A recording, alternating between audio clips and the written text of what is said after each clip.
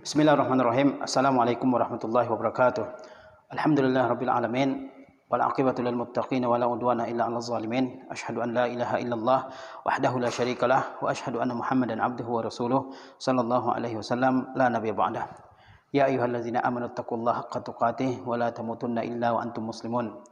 Segala puji hanya milik Allah Subhanahu wa taala yang senantiasa melimpahkan nikmat-Nya kepada kita semua.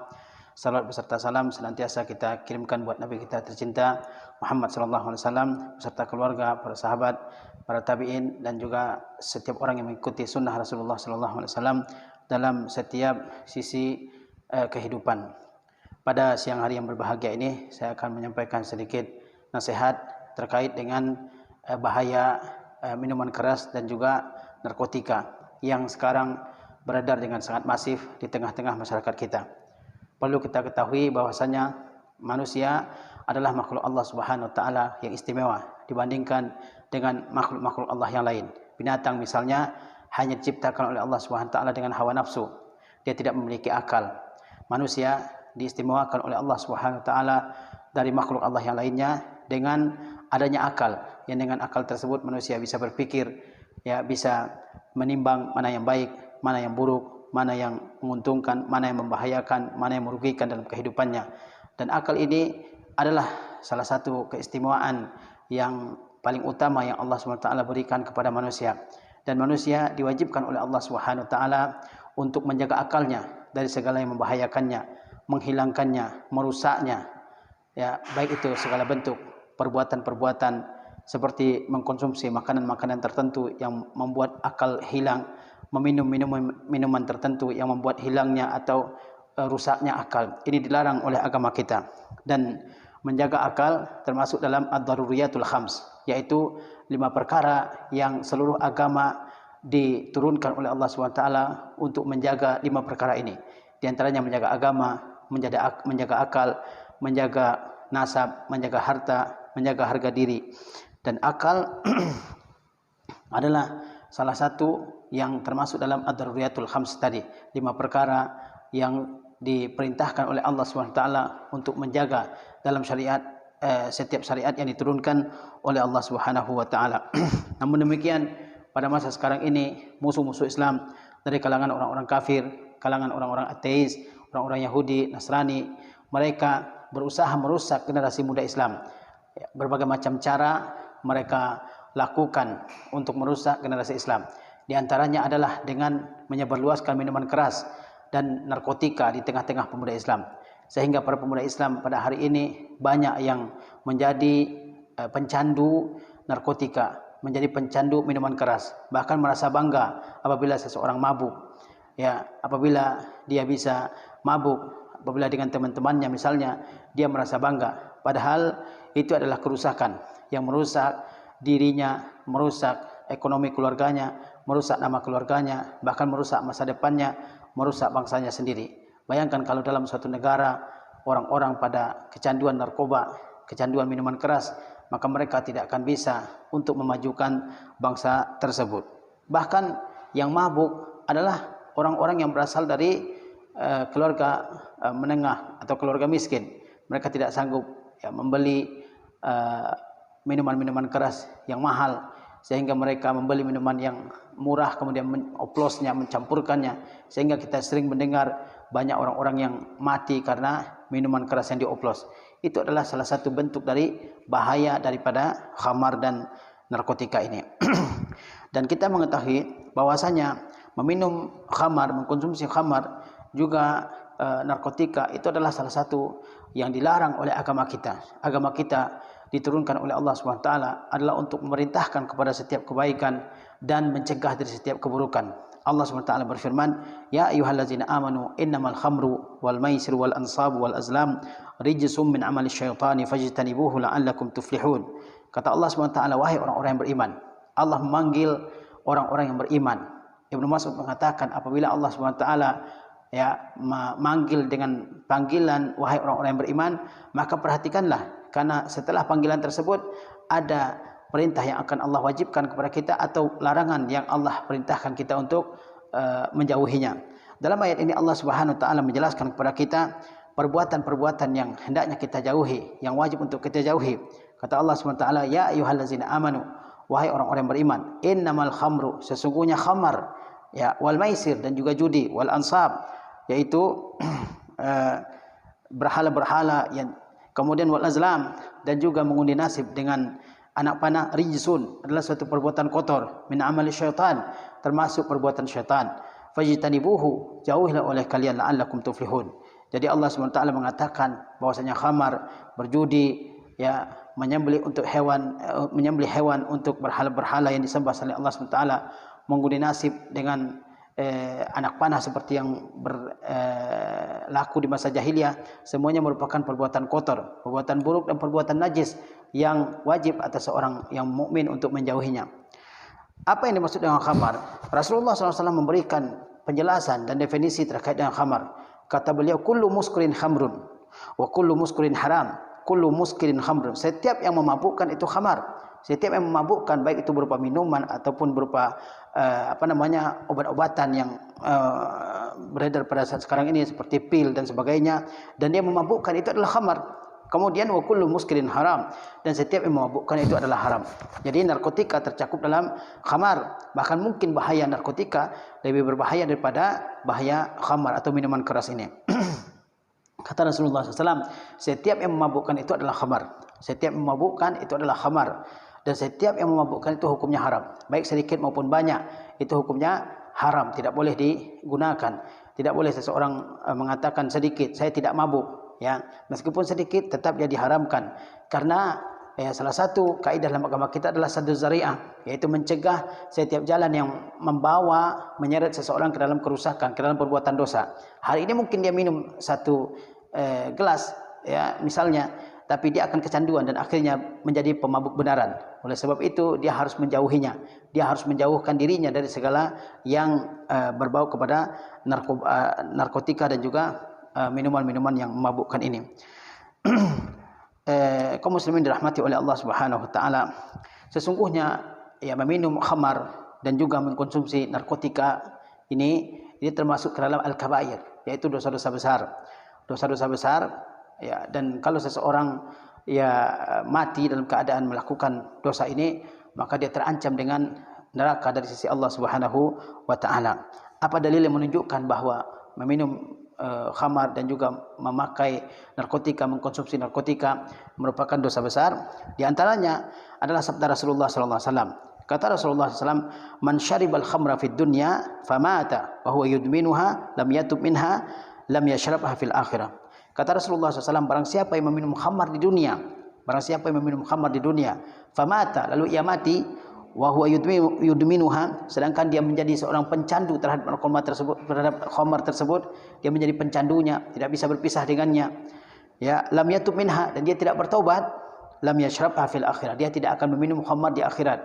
Khamar di akhirat berbeda dengan khamar di dunia. Khamar di dunia membuat mabuk, khamar di akhirat tidak. Khamar di akhirat di dunia membuat ya orang kehilangan akal. Khamar di akhirat tidak menyebabkan demikian. Dia adalah kenikmatan, ya, dia adalah kenikmatan yang diberikan oleh Allah Subhanahu wa taala ya kepada orang-orang yang beriman di surga, ya. Jadi kata Rasulullah SAW, barang siapa yang meminum khamar di dunia, dia terbiasa minum khamar, ya, kemudian dia mati, ya, wa huwa yudminuha, sedangkan dia masih menjadi seorang pencandu khamar, belum lagi bertobat dari khamar tersebut, maka di antara siksaan yang akan dia rasakan adalah dia tidak akan ya merasakan khamar di akhirat, khamar yang enak, yang tidak memabukkan, yang tidak membawa kehilangan atau kerusakan pada akal dan pikiran manusia. Kemudian dalam hadis yang lain Rasulullah SAW bersabda, inna 'ala Allahi azza wa jalla ahdan, sesungguhnya atas Allah azza wa jalla ada suatu janji, liman yashrabul muskira, bagi orang yang meminum khamar. Sesungguhnya atas Allah azza wa jalla ada suatu janji bagi orang yang meminum yang memabukkan. Apa itu? An yasqiyahu min tinatil khabal, yaitu Allah SWT akan memberinya minum dari minuman yang disebut dengan tinatul khabal. Tinatul khabal. Para sahabat lalu bertanya, apa itu tinatul khabal? Kata para sahabat, ya Rasulullah, wa ma tinatul khabal? Apa itu tinatul khabal ya Rasulullah? Qala Rasulullah SAW, araku ahlin nar, yaitu keringatnya penduduk neraka, au musaratu ahlin nar, atau ya minyak yang berasal dari pembakaran penghuni neraka. Inilah ancaman bagi orang-orang yang meminum khamar di dunia. Dia minum khamar, terbiasa minum khamar, tidak bertaubat dari minum khamar, padahal dia tahu bahayanya. Bahkan semakin tua semakin kecanduan dia terhadap khamar. Apa di antara hukuman yang akan diterimanya di dunia, di akhirat? Di akhirat. Kata Rasulullah SAW, orang yang minum khamar di dunia ini, dia tidak bertaubat, mati dalam keadaan masih mencandu khamar, dia di akhirat akan diberikan minuman berupa tinatul khabal. Ya, apa itu tinatul khabal wahai Rasulullah? Kata para sahabat, tinatul khabal yaitu nanah ya yang berasal dari penghuni neraka, ataupun dia berupa keringat penghuni neraka. Minuman yang sangat buruk. Ya, minuman yang sangat buruk. Kita mengetahui bahwasanya al-jaza' min jinsil amal, bahwasanya balasan tergantung dengan amal. Di dunia dia meminum minuman yang buruk, dia tidak mau bertaubat, dia sudah dinasihati. Ya, dia tahu bahayanya tapi dia tidak mau menghentikannya dengan segala macam alasannya. Maka di akhirat juga akan Allah SWT berikan dia minuman, tapi minuman yang lebih buruk daripada khamar yang dia minum dia selama di dunia, yaitu keringat penghuni neraka ataupun nanah yang keluar dari tubuh penghuni neraka. Kaum muslimin dirahmati oleh Allah Subhanahu wa taala. Kita mengetahui betapa bahayanya ya minuman khamar ini, betapa bahayanya narkotika ini. Banyak terjadi perceraian dalam rumah tangga, pertengkaran dalam rumah tangga, hancur leburnya sebuah rumah tangga. Banyak terjadi pembunuhan, banyak anak yang durhaka kepada ibu dan bapaknya, banyak terjadi tindakan pemerkosaan. Ya, karena apa? Karena mabuk, ya, karena hilangnya kesadaran, karena hilangnya kewarasan dari otak seseorang. Ya, banyak anak yang kemudian membunuh ibunya, membunuh bapaknya yang menegurnya karena dia mabuk. Itu sering kita dengar dalam berita-berita yang disiarkan oleh media cetak maupun media elektronik. Ya, itu menunjukkan bahwa minuman ini adalah sangat membahayakan, yang seharusnya kita semua berusaha untuk menghindarinya, menjauhinya. Jangan sampai menjadi salah satu pencandu, karena dia tidak lain adalah kerusakan. Karena dia tidak lain adalah kerusakan. Bahkan kata Rasulullah SAW, seseorang tidak akan berzina kecuali iman diangkat dari orang tersebut, dan seseorang tidak mencuri kecuali dia iman akan diangkat dari orang tersebut, dan tidaklah seseorang minum khamar kecuali iman akan diangkat dari orang tersebut. Ya, kaum muslimin dirahmati oleh Allah Subhanahu wa taala. Sesungguhnya agama kita yang mulia ini, syariat Islam yang mulia ini, dia telah menutup segala kemungkinan, segala potensi-potensi yang membawa seseorang kepada khamar, yang membawa seseorang kepada narkoba. Apapun kemungkinan yang seseorang bisa termakan atau bisa terpengaruh dengan narkoba, itu sudah ditutup oleh agama kita. Oleh sebab itu agama kita Islam mengharamkan mengkonsumsi minuman keras, mengharamkan mengkonsumsi narkoba, diharamkan. Ya, haram itu artinya dilarang oleh agama kita, dan orang yang melakukannya diancam dengan ancaman yang berat. Diharamkan menjualnya dalam agama kita. Bukan malah seperti zaman sekarang ini, menjual narkoba dikatakan sebagai salah satu sumber ekonomi. Justru itu adalah salah satu sumber kerusakan. Pasti Allah SWT kalau kita jauhi ini, Allah akan berikan sumber ekonomi yang bersih, yang halal, dan tidak membahayakan. Jadi tidak boleh dijual. Tidak boleh dijual, di sebagian tempat dijual. Ya. Kemudian agama kita melarang orang untuk mengedarkannya. Jangan sampai seseorang menjadi pengedar minuman keras, pengedar narkotika. Ya, bahkan ya semua orang yang menjadi sebab tersebarnya minuman keras, menjadi sebab tersebarnya narkotika, itu diancam dan dimurkai oleh Allah Subhanahu wa taala. Bahkan duduk di tempat yang di situ ada khamar, ada narkotika, tidak dibolehkan. Jadi ada orang-orang yang misalnya di situ ada khamar, kita lewat di situ jangan duduk, meskipun saya kan nggak minum, meskipun tidak minum, tapi ridha melihat kemungkaran itu sama saja dengan melakukan kemungkaran. Dan orang yang melihat kemungkaran dia tidak mencegahnya, dia harus pergi dari tempat tersebut. Kalau dia diam berarti dia suka, ya. Dan dia juga akan ikut menanggung dosa orang-orang yang mengkonsumsi minuman keras dan juga narkotika tersebut. Kita lihat bagaimana Rasulullah SAW berupaya menutup segala jalan agar khamar tidak tersebar dalam masyarakat Islam. Rasulullah SAW melaknat beberapa kelompok orang yang terkait dengan khamar ini. Kata Rasulullah SAW, la'anallahul khamra. Allah SWT melaknat khamar. Berarti meminum khamar termasuk salah satu dosa besar. Wasyaribaha, peminum khamar. Wasaqiha, yang menuangkannya, yang menyediakannya, itu dilaknat oleh Allah SWT. Karena dia berarti tolong-menolong dalam perbuatan dosa. Berarti tidak boleh bekerja di tempat-tempat yang di situ disediakan khamar, dijual khamar, tidak dibolehkan. Cari ya pekerjaan-pekerjaan lain yang halal.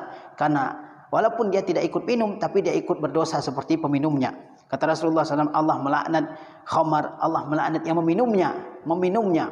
Ya, apa maksud dilaknat oleh Allah SWT? Dijauhkan dari rahmat Allah SWT. Sehingga orang yang menjadi pencandu khamar, hidupnya selalu gelisah, hidupnya selalu dalam masalah, hidupnya selalu dalam problematika.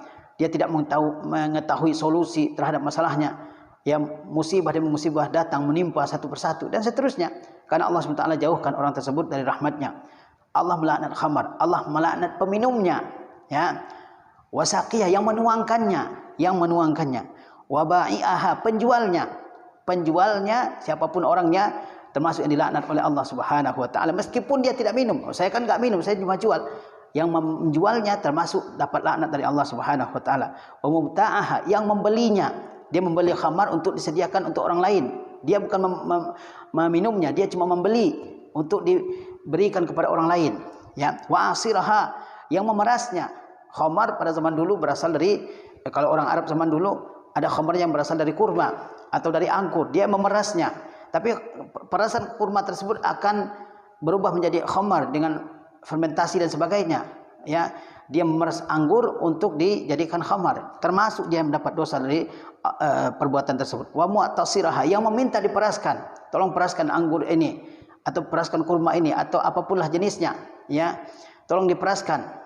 Kemudian nanti dijual dan sebagainya, dia juga termasuk yang mendapatkan dosa. Wahamilaha, dan juga pembawanya, yang membawa saja.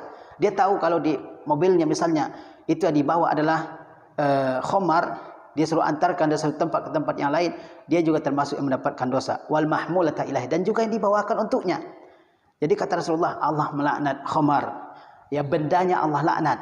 Kemudian yang meminumnya, yang menuangkannya ke gelas peminum khamar, yang menjualnya, yang membelinya, yang memerasnya, yang minta diperaskan, yang membawa, yang dibawakan untuknya, semuanya dapat laknat dari Allah Subhanahu wa taala. Itu menunjukkan bahwa khamar ini tidak ada kebaikannya sama sekali, bahwa dia bahaya 100%, bahwa dia merugikan 100%, merusak 100%. Oleh sebab itu tidak boleh seseorang bekerja dengan pekerjaan-pekerjaan yang terkait dengan khamar ini. Ya. Kaum muslimin dirahmati oleh Allah Subhanahu wa taala. Islam memberikan perhatian yang sangat besar terhadap umatnya agar mereka menjauhkan diri mereka daripada khamar ini. Islam melarang hatta duduk, ya, di tempat yang di situ disediakan khamar. Kita datang ke suatu acara, ke suatu pesta, dan di situ ada khamar yang diedarkan, di situ orang bebas minum khamar, ya, meskipun kita enggak ikut meminumnya, maka kita dilarang untuk ikut duduk dan hadir di majlis tersebut. Banyak yang kelihatan auratnya. Ini suatu yang dilarang oleh Rasulullah SAW. Banyak terjadi kerusakan. Barangkali timbulnya, ya, hubungan sesama jenis berawal dari sini. Ya. Kemudian kaum muslimin dirahmati oleh Allah Subhanahu wa taala. Ya, kita melihat betapa bahayanya khamar ini. Ya, betapa merugikannya khamar dan juga narkotika dan juga benda-benda memabukkan yang sejenis dengannya. Kita bisa lihat, ya, survei-survei yang dikeluarkan oleh lembaga resmi pemerintah, betapa banyak orang-orang yang rusak, ya, karena karena benda-benda ini. Oleh sebab itu kita semua mesti menjauhinya. Pernah berhenti menimbulkan permusuhan di antara kita dengan berbagai macam cara. Di antaranya adalah dengan apa? Dengan khamar. Ya, sesungguhnya setan ingin menimbulkan di antara kalian permusuhan dan kebencian. Ya, fil khamri wal maisir, dengan sebab khamar dan juga dengan sebab judi. Dengan sebab khamar, dengan sebab judi. Betapa banyak terjadi peperangan, betapa banyak terjadi pembunuhan, betapa banyak terjadi perkelahian, tawuran, ya, tawuran antar satu kelompok dengan kelompok yang lain. Betapa banyak terjadi perkelahian dalam rumah tangga, cekcok dan sebagainya karena disebabkan oleh khamar dan judi. Wa yasuddakum an zikrillahi wa anis salat, dan setan ingin menyesatkan kalian, menjauhkan kalian, ya, dari mengingat Allah Subhanahu wa taala dan juga dari salat. Banyak orang yang karena dia menjadi pecandu khamar, pecandu narkoba, pecandu judi, dia tidak salat. Berhari-hari kadang main judi, dia tidak salat, ya.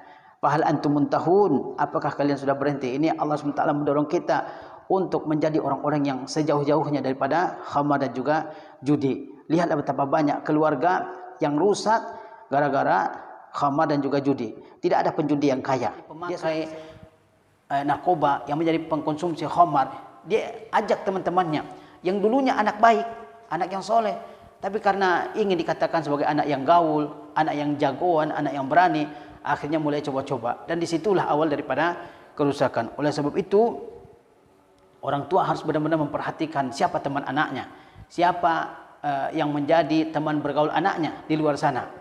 Ya, jangan sampai anak menjadi orang-orang yang rusak karena disebabkan oleh temannya. Kita lihat, ya, kita tanya setiap orang yang tercebur ke dalam perbuatan dosa, kenapa kamu menjadi seorang pelaku dosa, pelaku maksiat?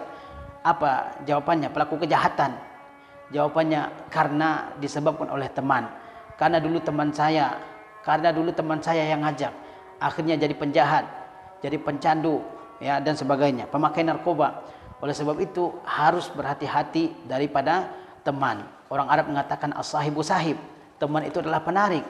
Ya, teman yang baik akan menarik temannya ke dalam kebaikan, dan teman yang buruk akan menarik temannya ke dalam keburukan. Maka berhati-hati betul daripada teman. Harus dijauhkan anak-anak kita daripada teman-teman yang buruk. Carikanlah teman-teman yang baik. Suruh dia berteman dengan teman-teman yang baik, yang soleh, yang mengajaknya kepada kebaikan, yang berani menasihatinya ketika dia melakukan suatu kesalahan, suatu pelanggaran. Ini teman yang baik, bukan teman yang mengajak kepada keburukan. Ya, kata Rasulullah SAW, bahwasanya la tusahib illa mu'min. Janganlah kamu berteman kecuali dengan orang mukmin. Wala ya'kul ta'amaka illa taqiyun. Dan janganlah makananmu dimakan kecuali oleh orang-orang yang bertakwa. Maka orang tua hendaklah mereka memperhatikan siapa yang menjadi teman anaknya. Jangan sampai anak menjadi orang yang jahat, orang yang melanggar aturan agama, aturan pemerintah karena disebabkan oleh teman-teman yang buruk. Kemudian, ya, para guru juga bertanggung jawab terhadap anak-anak didiknya. Jangan sampai membiarkan anak-anak didiknya mulai mencoba hal-hal seperti ini. Biasanya anak muda pengen mencoba, pengen gagah-gagahan, pengen hebat-hebatan, sehingga mencoba ini dan akhirnya ketagihan. Akhirnya mulai dari pencandu, akhirnya menjadi pengedar, akhirnya menjadi gembongnya, menjadi penikmatnya, dan sebagainya, menjadi pebisnis dalam hal ini. Ini adalah kerusakan, ya, yang ditimbulkan. Dan orang-orang yang telah pernah meminum hal-hal seperti ini, pintu taubat tidak tertutup dari dirinya. Dia tetap bisa bertaubat kepada Allah Subhanahu wa taala dengan taubat yang sebenar-benarnya. Ya, jangan sampai seseorang ketika sudah tercebur dalam, ya, khamar, dalam narkoba, dia merasa tidak ada lagi pintu taubat untuk dirinya. Pintu taubat tetap terbuka selama dia masih hidup, selama kiamat belum terjadi. Maka dia harus bertaubat kepada Allah Subhanahu wa taala. Jangan sampai, ya, dia menjadi orang yang terus-menerus dalam dosa sehingga mati di atas dosa tersebut. Mudah-mudahan Allah Subhanahu wa taala menjaga kita semua, menjaga keluarga kita, menjaga bangsa kita dari hal-hal yang buruk ini yang akan merusak kita, yang merusak bangsa dan merusak negara kita. Wassallallahu ala nabiyina Muhammad wa ala alihi wasallam. Wassalamualaikum warahmatullahi wabarakatuh.